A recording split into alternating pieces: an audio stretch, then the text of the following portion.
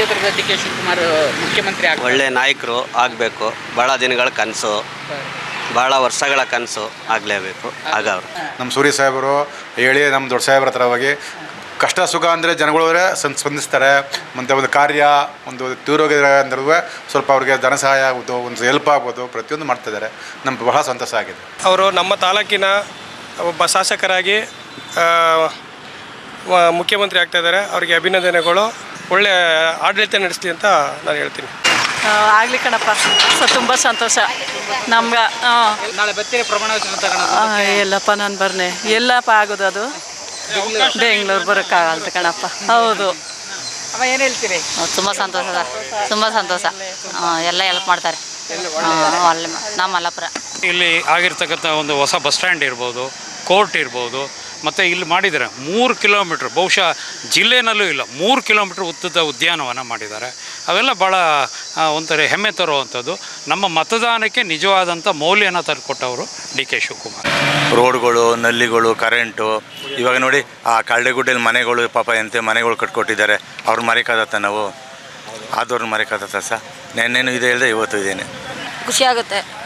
ಯಾವಾಗೂ ಓಟು ಯಾರಿಗೆ ಹಾಕೋದು?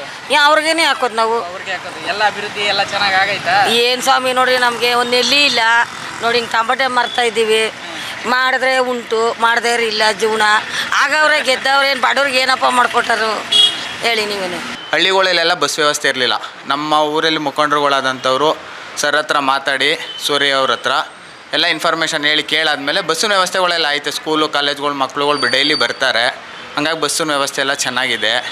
ಆಲ್ಮೋಸ್ಟ್ ಅಭಿವೃದ್ಧಿ ಎಲ್ಲ ನೋಡ್ತಾ ಇದ್ದೀರಲ್ಲ. ಬೇರೆ ತಾಲೂಕುಗಳಿಗೆ ಹೋದರೆ ಇಲ್ಲ ಬೇರೆ ಜಿಲ್ಲೆಗೆ ಹೋದರೆ ತಾಲೂಕಿನ ಜಿಲ್ಲೆ ಮಟ್ಟಕ್ಕೆ ಎತ್ಕೋಗವ್ರೆ ಅಂದರೆ ಅವ್ರ ಪರಿಶ್ರಮ ಎಷ್ಟು ಹಾಕವ್ರೆ ಅಂತ ನೀವೇ ನೋಡ್ಬೋದು. ಇನ್ನೊಂದು ಏನಂದರೆ ಮುಂದಿನ ದಿನಗಳಲ್ಲಿ ಇವ್ರದ್ದೇ ಅಧಿಕಾರ ತಿರ್ಗಾ ಬರುತ್ತೆ. ಜನಗಳಿಗೆ ಬೇಕಾಗಿರೋದೇನು ಇವಾಗ ನೋಡ್ರಿ, ಯಾವ ಸರ್ಕಾರ ಬಂದಾಗಿಂದ ಯಾವ ಬೆಲೆ ಕಡಿಮೆ ಆಗಿದೆ? ಎಲ್ಲ ಬೆಲೆನೂ ರೈಸ್ ಆಗಿದೆ. ಇವ್ರು ಮುಖ್ಯಮಂತ್ರಿ ಆದ್ಮೇಲೂ ರೈಸ್ ಆಗುತ್ತೆ. ಅದನ್ನೇನೋ ಕಡಿಮೆ ಮಾಡ್ತಾರೆ ಅಂತಂದರೆ ಓಕೆ, ನಾವು ಇವರು ಆದದಕ್ಕೂ ಪರವಾಗಿಲ್ಲಪ್ಪ ಅಂತ. ನಾನು ಇವರಲ್ಲಿ ಕೇಳ್ಕೊಳ್ಳೋದೇನು ಅಂತಂದರೆ, ಮಾನ್ಯ ದೇವರಾಜ್ ಅರಸು ಇದ್ರಲ್ಲ, ದೇವರಾಜ್ ಅರಸು ಮುಖ್ಯಮಂತ್ರಿಯಾಗಿ ಮಾಡಿದಂಥ ಕೆಲಸಗಳನ್ನು ಇವತ್ತೂ ಮಾಡಿದ್ರೆ ನಾವು ಇವರು ಮುಖ್ಯಮಂತ್ರಿ ಆಗಿದ್ದನ್ನ ನಾವು ಒಪ್ಕೋತೀವಿ, ಇಲ್ಲರೂ ಒಪ್ಕೊಳ್ಳೋಲ್ಲ. ಕರ್ನಾಟಕದ ಸರ್ವಾಂಗೀಣ ಅಭಿವೃದ್ಧಿಗೋಸ್ಕರ ಅವರು ದುಡಿಲಿ ಅಂತ ಈ ಮೂಲಕ ತಿಳಿಸ್ತೀರಿ. ಮತ್ತು ಇನ್ನೊಂದು ಏನಂತಂದರೆ, ಅವರು ಯಾವುದೇ ಒಂದು ಸಮುದಾಯದ ಹಿತಾಸಕ್ತಿಗೋಸ್ಕರ ದುಡಿಬಾರ್ದು. ಕರ್ನಾಟಕದ ಪ್ರತಿಯೊಬ್ಬರೂ ಕೂಡ ಓಟ್ ಹಾಕಿದ್ದಾರೆ. ಆ ಓಟ್ ಹಾಕಿದ ಮೇಲೆ ಅದನ್ನು ಗೆಲ್ಲಿಸಬೇಕು. ಮುಂದಿನ ದಿನಗಳಲ್ಲಿ ಅವರೇನಾದರೂ ಹೋರಾಟ ಸರಿಯಾಗಿ ಕಾರ್ಯನಿರ್ವಹಿಸಿಲ್ಲ ಅಂತಂದರೆ ಅದ್ರ ವಿರುದ್ಧ ಹೋರಾಟ ಮಾಡೋದಕ್ಕೆ ನಾವು ಸಿದ್ಧವಿದ್ದೀವಿ.